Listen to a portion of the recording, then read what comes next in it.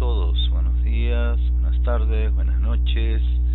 Bien, un día muy especial. Hoy tenemos un poco de feedback, una retroalimentación de los capítulos del 43 al 45. Muy bien, vamos a iniciar rápidamente porque tenemos toda una carga muy especial. Y obviamente el capítulo 43, tono e intención. Podemos ver este mapa conceptual que le muestra a todos ustedes, ¿no?, lo que es el tono, lo que es la intención. El tono, que es de un texto que está referido al aspecto emocional en que se encuentra un autor o un personaje al emitir o producir un mensaje, el aspecto emocional. Mientras que la intención, cuando el autor produce un texto, tiene siempre un propósito, un objetivo, un fin, es decir, pretende algo. A veces este propósito o intención se presenta de manera explícita o expresa en el texto, está escrito, lo puedes percibir, lo puedes leer. Otras veces, sin embargo, la intención está oculta o sugerida con sutileza y habrá que inferirla. El tono del texto es entonces A. La sensación auditiva o atributo psicológico de los sonidos que los caracteriza más agudos o más graves en función de la propiedad física llamada frecuencia. El objetivo fundamental que desea comunicar, eso es el tono del texto. ¿Es el motivo que le da al lector para justificar la validez de su tesis? ¿O el estado emocional que se encuentra el autor al redactar el texto? Obviamente la alternativa D, siguiendo la definición. Pero en este texto nos dice, ¿para qué estudiar idiomas? Sans, danken, merci, toda, grazie, gracias, eucharisteo. ¿Para qué estudiar idiomas? Ni siquiera es necesario hablar bien nuestro propio idioma. ¿A quién le gusta expresarse bien y tener un amplio vocabulario? ¡Qué tontería! Si al final no nos entendemos igual. ¿Y conocer más idiomas para qué? ¿Qué importa entenderse o no con personas de otros países si no hay nada de qué hablar con ellos? ¿Tiene algún mérito hoy en día conocer varios idiomas? ¿Acaso te ayuda a encontrar trabajo más fácilmente? Si hoy no hay trabajo para nadie, ¿te ayuda a sentirte realizado? Todo depende de dónde coloques tu propio listón. ¿Cuál es el tono del texto que acabamos de leer? Confundido y optimista, angustiado y triste, furibundo, emocionado y reflexivo, irónico, mordaz. Irónico y mordaz, sí, porque el autor ha transmitido con el hígado prácticamente. Analiza las siguientes imágenes y reconoce en ellas el tono y la intención del autor. Es dueño de una academia, surgió en Trujillo. Hemos conocido y hemos visto varios memes relacionados a él, ¿no? Habría mucho que pensar cuál es el estado de ánimo de un posible candidato, ¿no?, cuando elabora pues su publicidad, su volante, ¿no?, y con un eslogan como la educación es lo primero. Entonces, definitivamente como político, él tiene que sonreír y fingir, porque definitivamente pues es para sus futuros o próximos o posibles seguidores, ¿no?, y por ende votos que lo pueden elegir o no elegir en un futuro, definitivamente, ¿no? La intención es convencer, yo soy el candidato ideal, que la mayoría de ellos presentan, ¿no?, su publicidad de esta manera. Y su respaldo, la Universidad César Vallejo.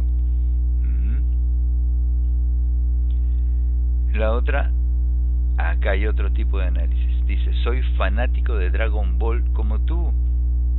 De llegar al Congreso promoveré y apoyaré a crear más eventos para los fans de los animales. Este 10 de abril marca la 2H y escribe el 1 por el Callao y los animes. Los animales, los animes, Dragon Ball, bueno, ya le cambió la pronunciación. Y mira, pues en todo caso lo que puede o quiere transmitir, ¿no? A quién quiere llegar, a qué público, a quienes de repente todavía no votan o son jóvenes en plena adolescencia, pero que ya cumplieron los 18 años, obviamente. ¿Te das cuenta? Entonces, ¿cuál sería el proyecto de este caballero? La intención cuando lo hace es ironía, porque en lo que compete al tono, pues se ve un poco adulador allí con determinado grupo social, grupo humano, ¿cierto? Pero en el fondo, supuestamente él se dirige a todos aquellos que son seguidores, ¿no? Y gustan. ¿Por qué? Porque ve que el peruano no seguía por sus proyectos, no seguía por sus planes de trabajo, ¿no?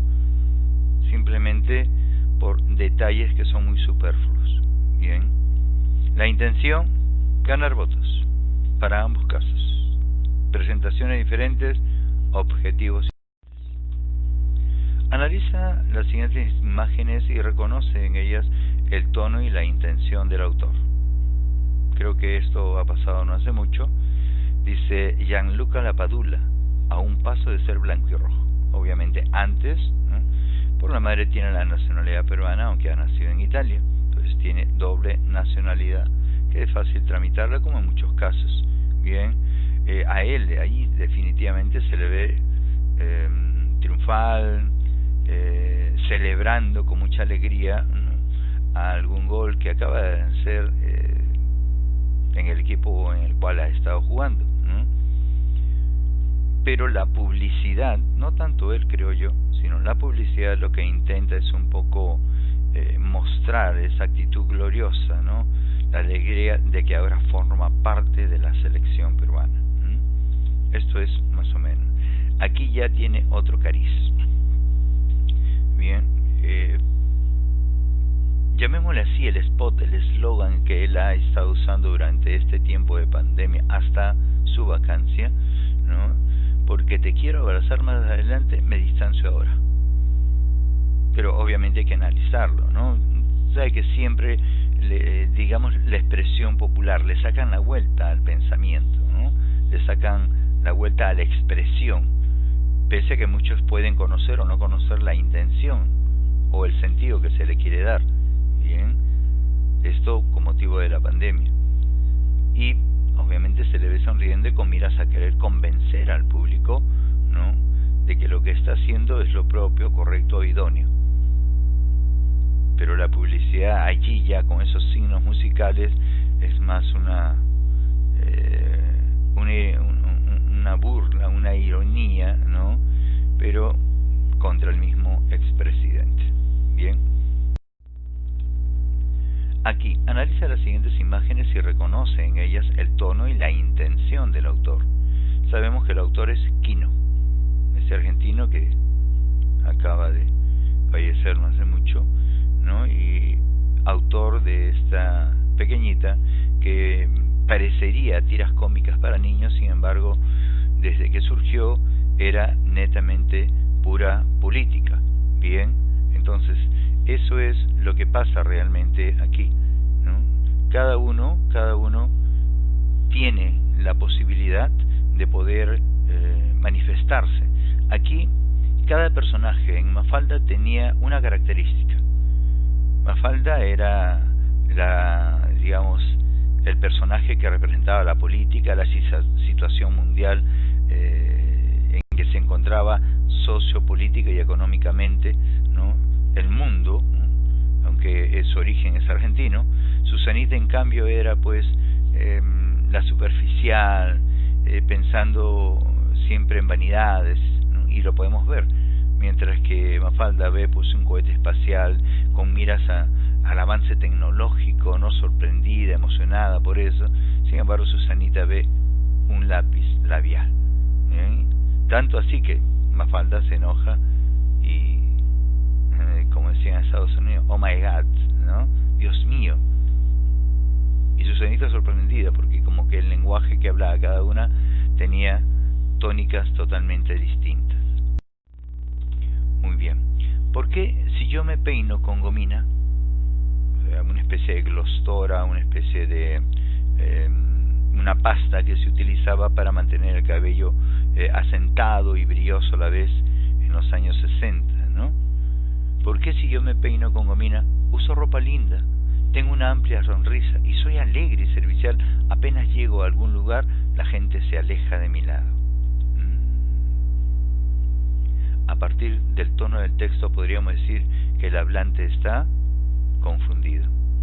De hecho que está confundido, no sabe, es una contradicción lo que él trata de demostrar y los resultados de eso. Texto. Las personas deberían tomar conciencia y meditarlo antes de incorporar a su cultura costumbres siniestras como la celebración de fiestas como el Halloween. La fiesta del Halloween es claramente peligrosa porque puede causar daño espiritual y psicológico en los niños que participan de ella.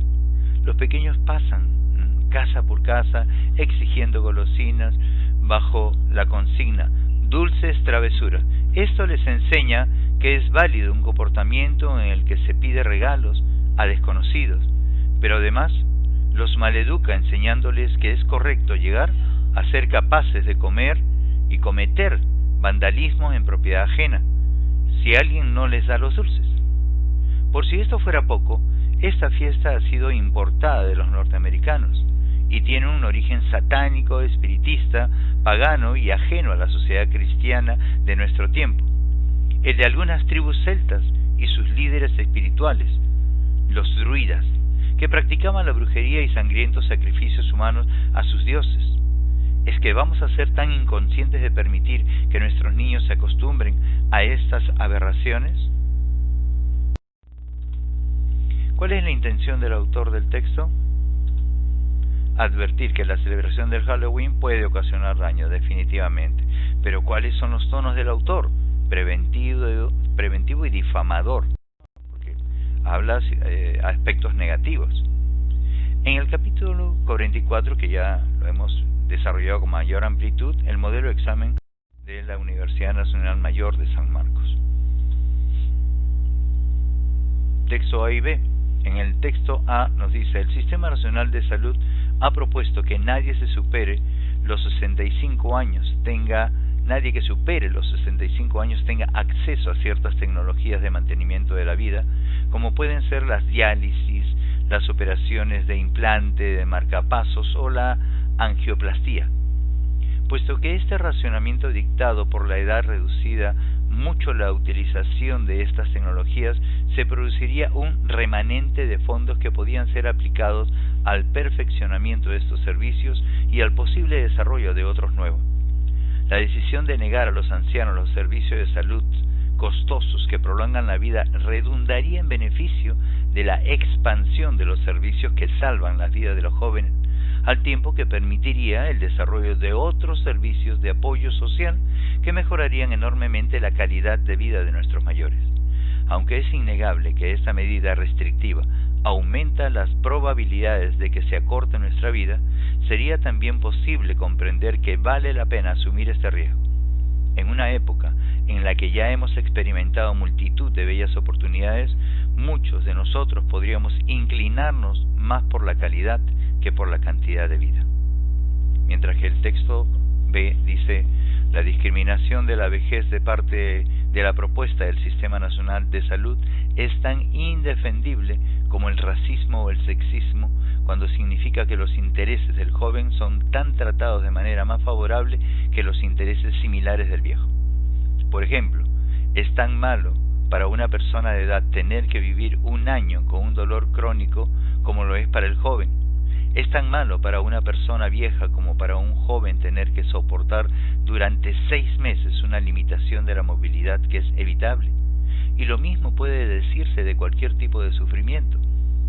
Puesto que es un principio fundamental de la moralidad o de la justicia que intereses iguales reciban tratos iguales, una política sanitaria que fuera moralmente defendible tendría que asegurar que no hubiese ninguna discriminación de los mayores cuando se trata de dolores, sufrimientos, incapacidades o incomodidades. Por otra parte, con la disponibilidad mecánica y la necesidad como únicos criterios de selección, sería posible desarrollar de manera adecuada justamente uno de estos servicios, por ejemplo, la diálisis, y ponerlo a disposición de todo el que lo necesitase, o podrían desarrollarse varias tecnologías y aplicarlas, digamos, por sorteo. Los textos en cuestión tratan fundamentalmente sobre la viabilidad de privar de servicios costosos de salud a los adultos mayores. En el texto 2A, la palabra remanente se puede reemplazar por reserva. Marque la alternativa que es incompatible con la propuesta del Sistema Nacional de Salud presentada en el texto 2A. Niega otorgar cualquier tipo de servicio social a adultos mayores. Se infiere del argumento final que propone el texto 2B respecto a la disposición por sorteo de determinadas tecnologías, que si bien se enfatiza que los servicios de salud costosos deberían impartirse de manera igualitaria, se reconoce también que su alcance es limitado. Si se demostrara que ante una enfermedad crónica el sufrimiento de una persona joven es más llevadero que el sufrimiento de un adulto mayor, probablemente la posición del texto 2A se vería fuertemente cuestionada. Texto 2. Menos del 5% de las autoridades municipales elegidas en todo el país son mujeres. No ganaron ningún gobierno regional y el número de consejeras regionales descendió. Los resultados de las elecciones municipales y regionales del 7 de octubre del 2018 en cuanto a la presencia de la mujer son contundentes.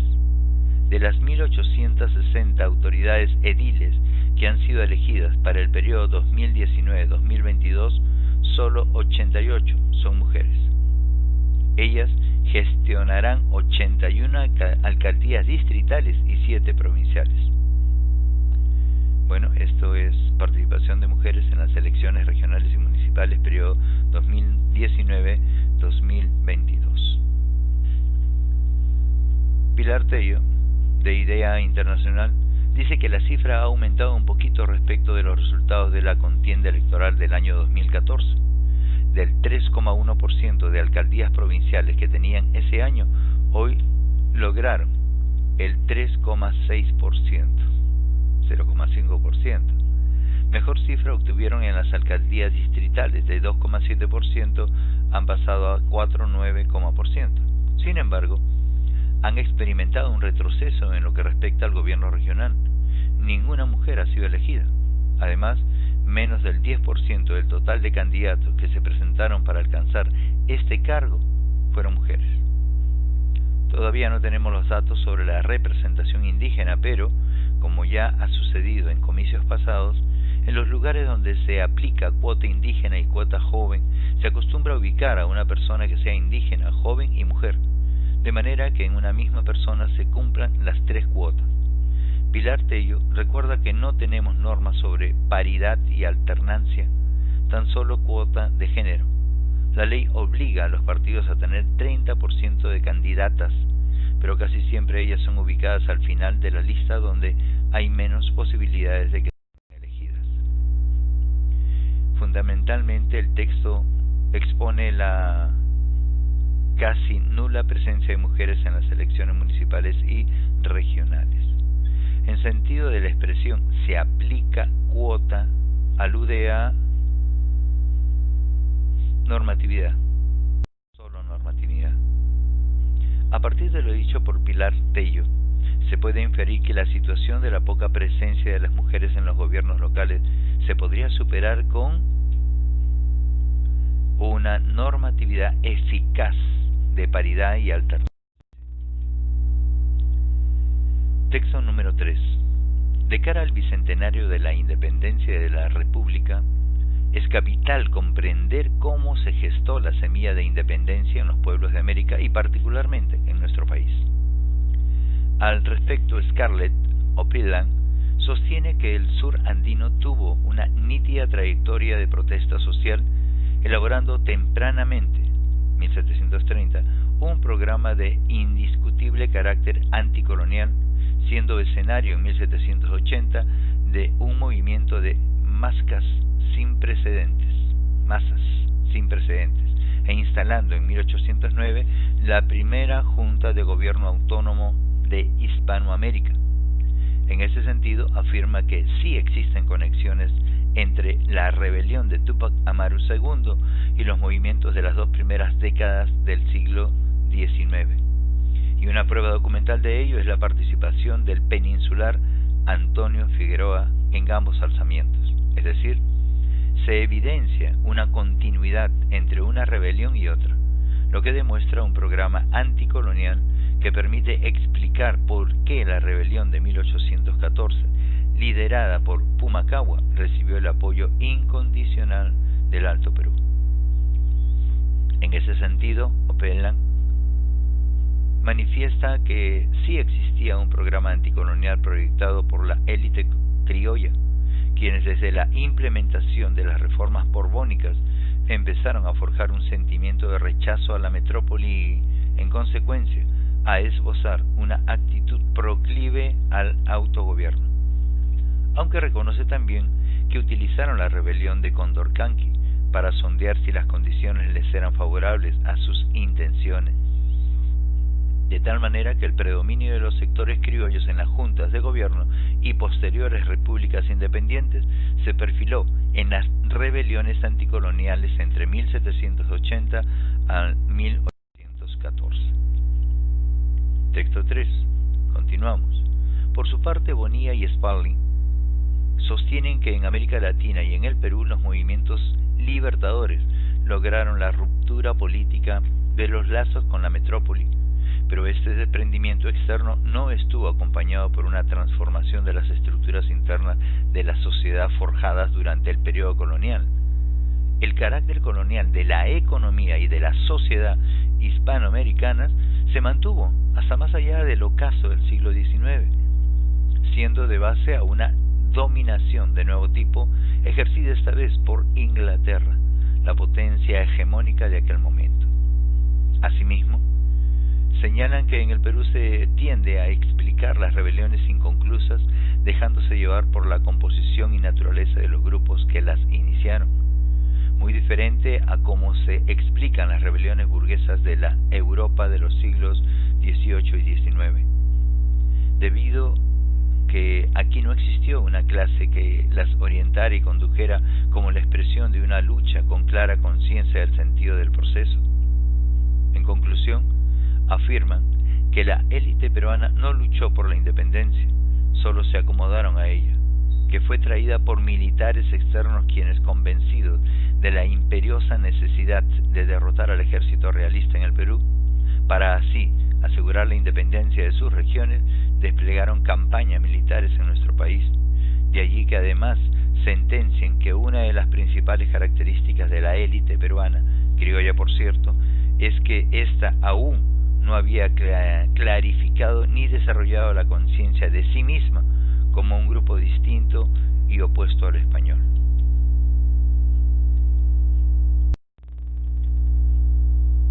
El tema de discusión que se desarrolla en el texto es la concepción del proceso independentista peruano.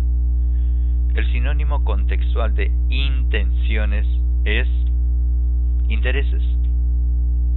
En relación a lo planteado por Scarlett Opelán, es incompatible sostener que es totalmente descabellado establecer continuidad entre una rebelión y otra.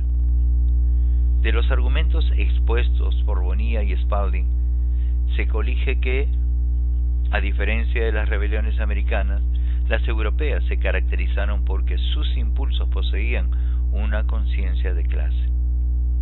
Si los criollos hubieran desarrollado una conciencia que los identifique como un grupo distinto al español, posiblemente se hubiera dado un cambio radical de las estructuras sociales. En el capítulo 45 vimos ya el modelo de examen de admisión de la Universidad Nacional de Ingeniería. Definimos: señalar a alguien con alguna nota denigrativa, eso es, atacar. Deformación de imágenes, sonidos, señales, etc., producido en su transmisión o reproducción, esto es, ilusión. Dar una interpretación forzada o errónea a palabras o acontecimientos es tergiversar. Los soldados hacen sus deberes patrióticos con orgullo y convicción. Cumplen. A eso se refiere el término hacen. Igual, la primera dama, quien tenía un conjunto diseñado para la ocasión, causó impacto. ¿Quién? Lucía. La tienda enseñaba un delicado collar de perlas en la vitrina. Enseñaba, exhibía. A menudo la política cultural se achica a los aspectos económicos del fomento del arte. Esto es, reduce, achica, reduce.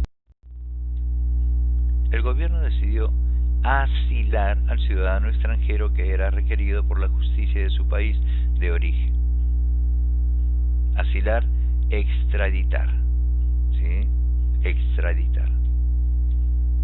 Dada la precariedad de los edificios, decidieron reconstruirlos,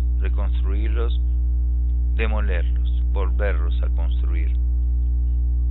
El éxito de Louis Armstrong en el jazz se debe al tono gutural de su voz, gutural agudo. Eliminación de oraciones. El powerlifting es un deporte en el que se levanta el mayor peso posible en 3 ejercicios: sentadilla, press banca, pecho y peso muerto. En el press de banca pecho de powerlifting se debe de rozar los pectorales. En la sentadilla se tiene que pasar la postura de 90 grados con respecto a los muslos. En la modalidad del peso muerto, las rodillas deben estar completamente rectas. El mayor puntaje que se obtiene en el powerlifting al promediar las 3 modalidades determina al ganador de la competencia. El mayor puntaje que se obtiene en powerlifting al promediar las 3 modalidades determina al ganador de la competencia. Es lo propio y correcto.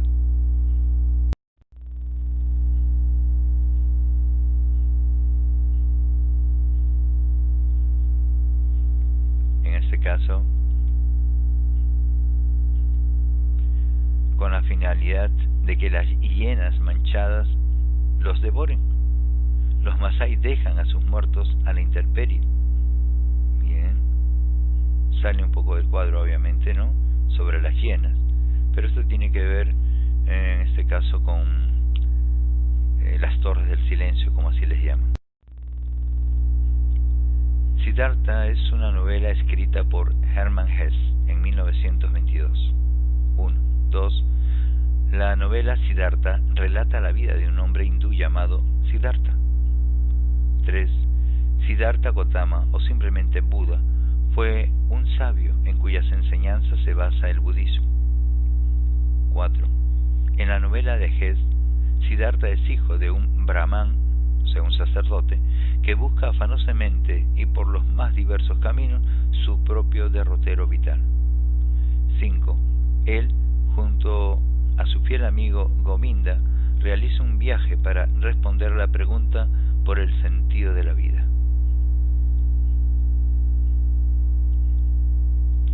Obviamente Siddhartha Gautama, o simplemente Buda, fue un sabio en cuyas enseñanzas se basa el budismo. Una cosa es la obra como tal de Hermann Hesse, ¿no?, y otra cosa prácticamente es hablar del personaje como parte de la historia, ¿no?, como el creador de una filosofía religiosa como es el budismo, que no tiene divinidades, pero que llegar a iluminarse es vencer el placer y el deseo, ¿no? Es parte de su rictus, ¿no?, vivencial.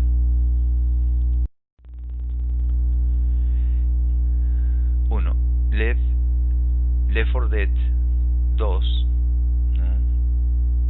Left 4 Days, como están las iniciales, L4D2, es un videojuego de disparos en primera persona cooperativo. Left 4 Dead es de tipo Survival Horror, es decir, los personajes deben sobrevivir a una amenaza y alcanzar la meta. 3. La prestigiosa compañía Valve Software fue la creadora de Left 4 Dead, la segunda versión del famoso juego. Left 4 Dead 2 se lanzó al mercado el 17 de noviembre de 2009 en Estados Unidos y Latinoamérica. La primera versión del juego, Left 4 Dead, tenía una precaria calidad de imagen y la capacidad de movimiento era bastante pobre. Bien, esto sale fuera de contexto, ¿no? Con todas las fechas que se vienen dando, acá están tomando una característica específica, ¿sí? Va relatando en qué consiste el juego y acá, en cierto modo, es una apreciación, es una crítica. Bien, disociación, inatingencia o redundancia, no se olviden, ¿no? La disociación, que puede ser total o parcial, la inatingencia, disociación, irrelevancia, no pertenece, ¿no?, al contexto que se da dentro de la coherencia y cohesión de lo leído. Bien. 1. Un tucán llamado Grecia convocó a cientos de personas y activistas por los derechos de los animales que se sumaron a una campaña de denuncia y recolección de fondos para salvarle la vida. 2. El tucán Grecia recibió su nombre del lugar donde fue recogido en enero por las autoridades de medio ambiente de Costa Rica. 3. Grecia permanece en cuidados intensivos en el Centro de Rescate Animal Zoo-Ave, una organización privada dedicada a la atención de especies animales en condición de riesgo. 4. Transcurridos más de 60 días de la agresión, presuntamente perpetrada por unos jóvenes a quienes no se ha logrado identificar, Grecia sobrevive ayudado por los expertos. 5. Además de haber perdido la mayor parte de la pieza superior del pico, las lesiones derivaron en un proceso infeccioso y un fuerte estrés para Grecia. El tucán Grecia recibió su nombre del lugar donde fue recogido en enero por las autoridades del medio ambiente de Costa Rica. Bueno, aquí habla todo lo que lo afectó a Grecia, pero como que el tucán Grecia, donde lo recibieron, que no escapa a la verdad, pero no es parte, ¿no?, de lo que se desarrolla en las demás alternativas. Conectores lógicos. Quisieron intimidarlo con duras amenazas y perdigones. Espacio. No pudieron. Espacio. Su carácter era bastante temerario. Bien. Quisieron intimidarlo con duras amenazas y perdigones, pero no pudieron, porque su carácter era bastante temerario, osado. Bien. Mi examen de RV fue agotador, pero gratificante, pues demostré que sí sabía, pese a los detractores que me rodeaban. La música sonaba tenuemente, aunque se oía el chillar de la corneta. Además, el eco del bombo desaparecía como pisadas lentas, porque los cohetones explosionaban cada vez más cerca. Bien, yo les agradezco su atención. Hay que revisarlo una y otra vez, teniendo los textos a la mano, para poder cumplir con todas las expectativas y objetivos que se plantea en esta retroalimentación. Nos estamos viendo. Hasta otro momento. Cuídense.